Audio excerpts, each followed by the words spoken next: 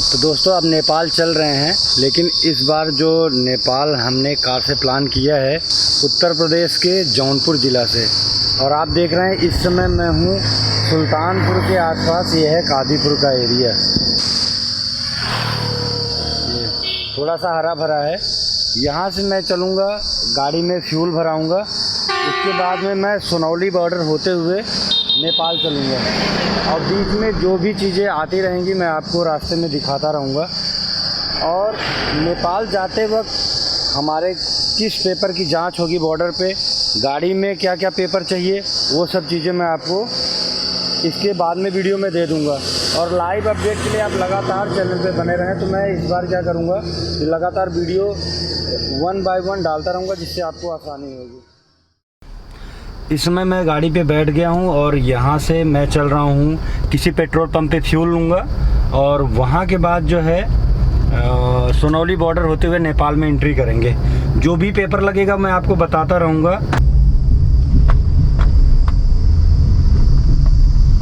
Road का position ये UP side से तो सही नहीं है, लेकिन ये है कि गांव का एरिया है, तो धीरे धीरे आप जैसे यहाँ के नेचर को एंजॉय करते हुए जा सकते हैं। मैंने इसीलिए चुना। बहुत सारे लोग, कोई दिल्ली से जाता है, कोई कहाँ से जाता है, तो मुझे ऐसा लगा कि भाई मुझे ये गांव से स्टार्ट करना है। ये जो देख रहे हैं पुल, ये है गोमती नदी। और गोमती नदी क्रॉस होने के बाद में हमारा एंट्री हो जाएगा सुल्तानपुर के कादीपुर ज़िले में।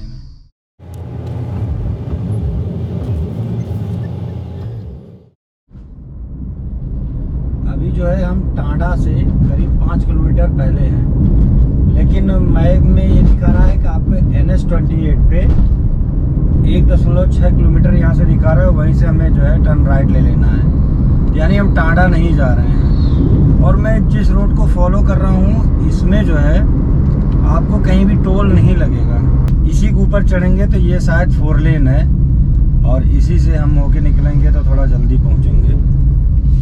ट्राई कर रहे हैं कि कैसे जल्दी से जल्दी शाम होने से पहले नेपाल पहुंच जाएं। वैसे मैं नेपाल काठमांडू डायरेक्ट नहीं जाऊंगा। यहाँ पे था, अचानक मैंने कट देखा नहीं और यहीं से जो है यू टर्न बता रहा है।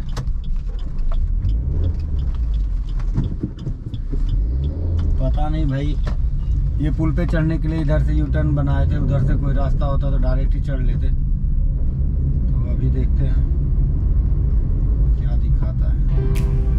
अभी आगे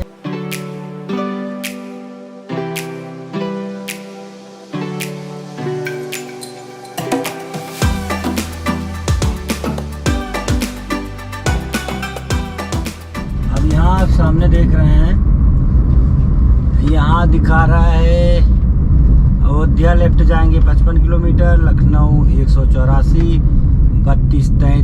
33 किलोमीटर, गोरखपुर 101 और लुम्बिनी 180, टांडा 6 किलोमीटर। ये है भाई यहाँ का कहाँ कहाँ जाना है और क्या क्या डेस्टिनेशन है, उसकी कितना किलोमीटर है। ये कौन सी नदी है मुझे तो पता नहीं है, इसका पुल तो बहुत लंबा है। बस्ती में कौन सी नदी है ये तो मुझे नेट पे देखना पड़ेगा। यही है, तो पुल देख रहे हैं आप, आने जाने का एक ही साइड है, लेकिन ये है कि काफ़ी लंबा पुल है, बड़ा पुल है। और इधर लेफ्ट राइट पे भी जो है पूरा ऐसा लगता है कि कोई बहुत बड़ी नदी है। ये बार बार आता होगा तो इसलिए ऐसा बनाया हुआ है।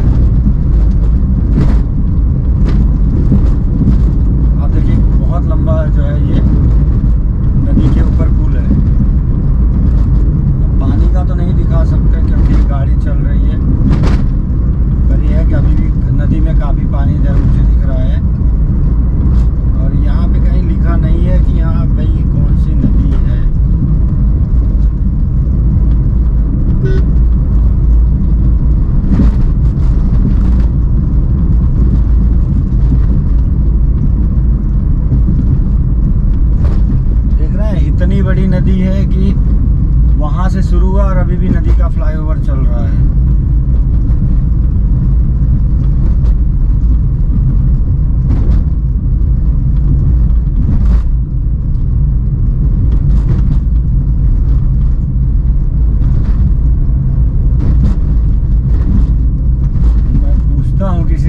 कौन सी नदी है ये।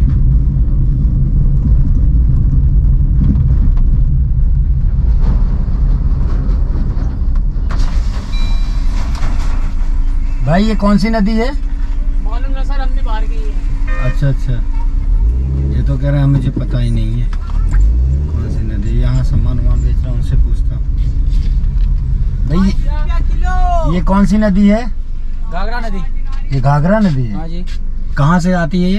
ये भैया वहाँ से, नेपाल से?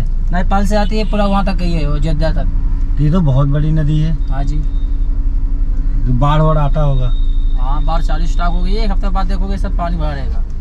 अच्छा, हाँ, बिना पानी का नहीं, मतलब बारिश नहीं हुआ तब भी आ जाएगी बाढ़? तभी आएगी। चलो ठीक है भैया, थैंक यू। भाई ये बता रहे हैं कि ये जो है घाघरा नदी है। घाघरा नदी तो आप जानते ही हो कि उसमें बाढ़ रहता है। अब ये लगभग 1 किलोमीटर से कम तो नहीं लग रहा है, मुझे ज़्यादा ही लग रहा है ये जो है पुल। और बोल रहे हैं कि अभी जो है बारिश नहीं है तो भी जो है इसमें पानी आना शुरू हो गया है और इसमें बाढ़ होने का मतलब खतरा धीरे धीरे बढ़ता रहता है। इसीलिए इतना लंबा इसका पुल बनाया गया है कि मतलब 1 किलोमीटर तक के उधर के लोग उधर सेफ रहें, इधर के लोग इधर रहें और इसमें आने जाने का जो है वो सिस्टम चलता रहे। यहाँ पुल के भी ऊपर देखेंगे तो ऐसा साइड में ऐसा लग रहा है यहाँ भी कभी पानी लगा हुआ था, क्योंकि इसके जो पेंट हैं ये पूरे धुले हैं, पानी के दाग पड़े हुए हैं। यहाँ जाकर के ये पुल समाप्त होता है और यहाँ पे लिखा हुआ है, ये देखिए, बस्ती 27 kilometre, Siddharth Nagar 99 kilometre, ककरहमा 122 kilometre. तो अब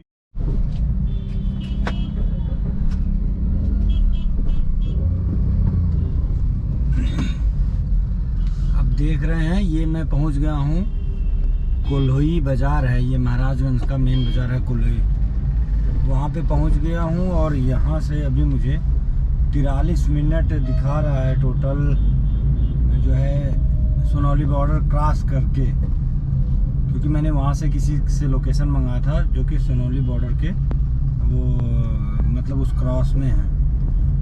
तो ये आप समझ लीजिए 7:10 या 7:15 के अराउंड तक मैं सोनौली बॉर्डर पे पहुंच जाऊंगा। तो यही है, आते समय मुझे जो भी रूट मिला संतोषजनक रूट नहीं था और मुझे जो है काफ़ी परेशानी हुई क्योंकि बहुत ज़्यादा जाम था। तो अगर आप कभी यूपी साइड से प्लान कर रहे हैं आने का और वो भी सुल्तानपुर अकबरपुर, तो वो रूट से आप मत आइएगा। अगर आना है तो आप गोरखपुर वाले रूट से आइएगा। इससे क्या होगा कि आप एक तो जाम में बच जाओगे, दूसरा ये होगा कि आप जल्दी पहुंच जाओगे। ठीक है, तो ये इसमें आपका पेट्रोल भी बहुत बचेगा अगर आप दूसरे रूट से आते हो।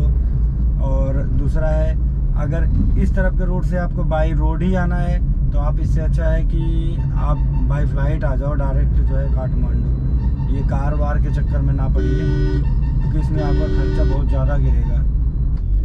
देखिए यहाँ पे लिखा है सिद्धार्थ नगर 16 किलोमीटर, काठमांडू 288, सोनौली 9 और नौतनवा 1.5 किलोमीटर इधर लोकल का है। तो यानी अब हम सोनौली बॉर्डर के थ्रू नेपाल में एंट्री करेंगे और वहाँ से काठमांडू कल जाएंगे, वहाँ कहीं पे रुकेंगे भैरवा वगैरह में। तो यानी अब हम नेपाल एंट्री करने में महज थोड़े से टाइम पे हैं, मतलब 7 सवा 7 के बीच में हमारी नेपाल में एंट्री हो जाएगी।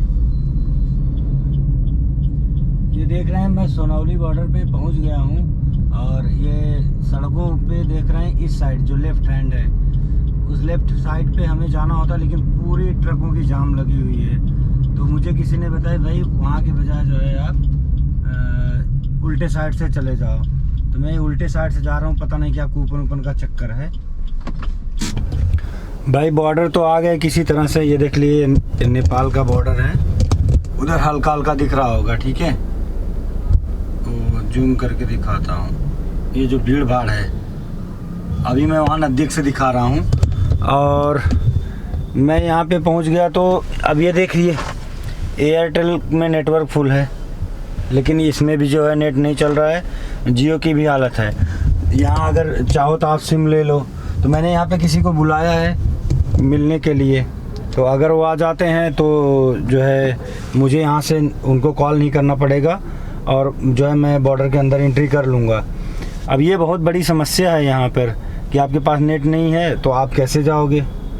तो कम से कम फ़िलहाल अपने ही बॉर्डर पे आपका नेटवर्क नहीं पकड़ रहा है। तो जिनसे भी बोल रहा हूँ वो कह रहे हैं भाई आप नेपाली सिम ले लो। तो अब मेरे कहने का मतलब है आप जब भी यहाँ पे आइए तो ये अगर आपका कोई वहाँ पे है तो ठीक है, और नहीं है तो आप ये सोच के रखिए कि आपको यहाँ पे नेपाली सिम लेना पड़ेगा, ठीक है। तो ये सोनौली बॉर्डर पे हूँ मैं इस समय, जो गोरखपुर साइड में आता है। सामने बॉर्डर है, मैं इधर इंडिया के साइड में खड़ा हूँ।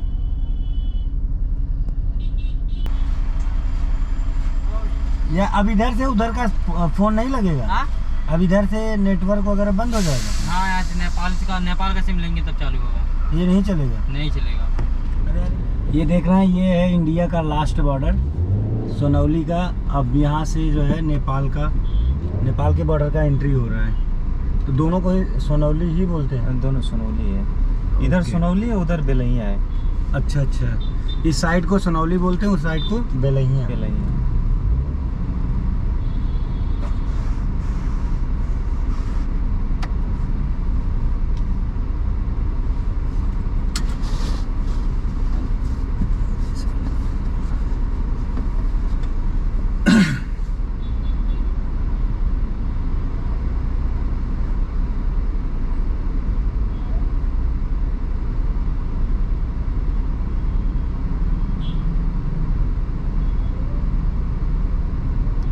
ये से क्या चेक कर लेंगे? कुछ भी नहीं कर सकते।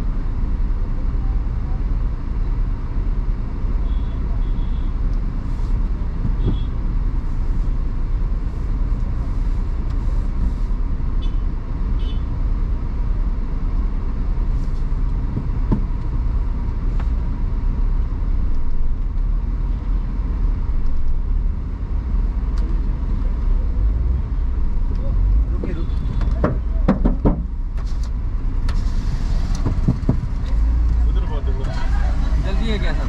नहीं, मैं तो उधर एक साइड लगा रहा था।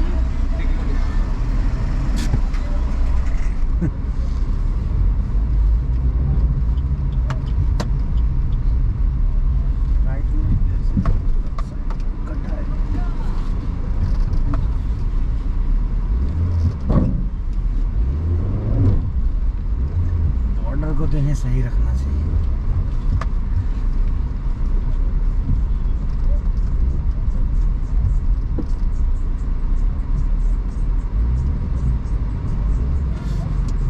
है ना,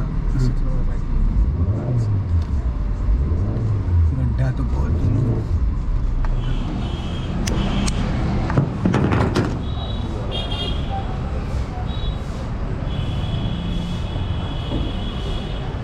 आपको जैसे भंसार का ये लोग एक दिन को चार्ज करते हैं।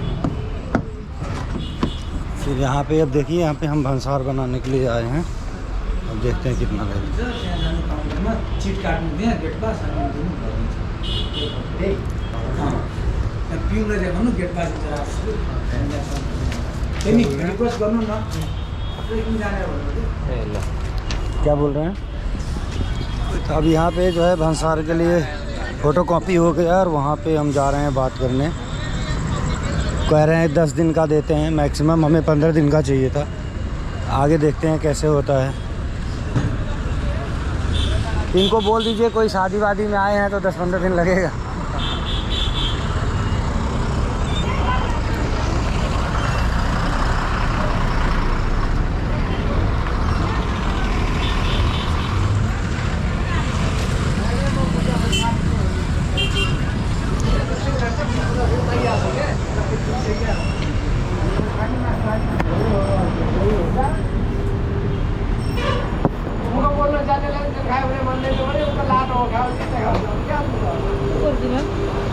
गाड़ी गाड़ी नंबर बोलो सीजे हो कार हो कति दिन को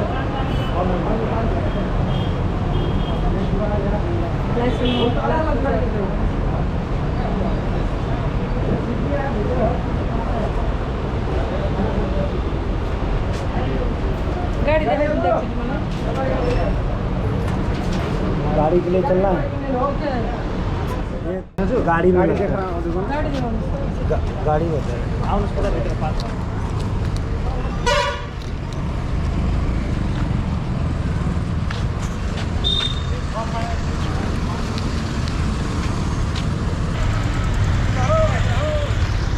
ये यहाँ पे आए थे, मैडम ने भंसार देने के लिए यहाँ पे 15 दिन का मैंने मांगा, तो उन्होंने कहा भाई गाड़ी देखेंगे। तो गाड़ी देखने के बाद में इसके बाद छोड़ेंगे, देखते हैं यहाँ का कुछ। तो ये देखिए, ये जो है भंसार हमें मिला है 10 डेज़ का, और मैं उनसे डिमांड कर रहा था 15 दिन का। 10 डेज़ का नेपाली करेंसी में 500 रुपया पर डे लिए हैं। ये देखिए यहाँ पे 5000 रुपया टोटल लगा है, 5000 नेपाली करेंसी। और बोले कि अगर आपको इससे ज़्यादा स्टे करना है तो आप जो है काठमांडू इंटरनेशनल एयरपोर्ट से करवा लेना। उसके अलावा अगर आप भंसार नहीं कराते हैं तो आपकी गाड़ी पकड़ी जाने पे पर डे का 2200 रुपया चार्ज है। तो ये गलती मत करिएगा। बाकी हम यहाँ कहाँ रुक रहे हैं? बहराम बेलहिया। हम बेलहिया में रुकेंगे। ये हमारी पूरी टीम है, हमारे दोस्त हैं, ये नेपाल से ही हैं, और ये भी दोस्त ही हैं मनीष भाई, ये भी नेपाल से हैं। यहाँ पे अभी आज रात रुक रहे हैं बेलहिया में। जैसे इंडिया के बॉर्डर पे हैं तो आप सोनौली बॉर्डर बोलेंगे, और अगर आप नेपाल के अंदर एंट्री करते हैं तो उसे बेलहिया बॉर्डर बोलते हैं। तो वहाँ पे देखते हैं कैसे क्या प्रोग्राम है। उसके बाद में कल हम काठमांडू के लिए निकलेंगे, या इधर कहीं घूमना टहलना होगा तो उधर घूमेंगे। तो बाकी और इन्फॉर्मेशन आपको आगे मिलती रहेगी।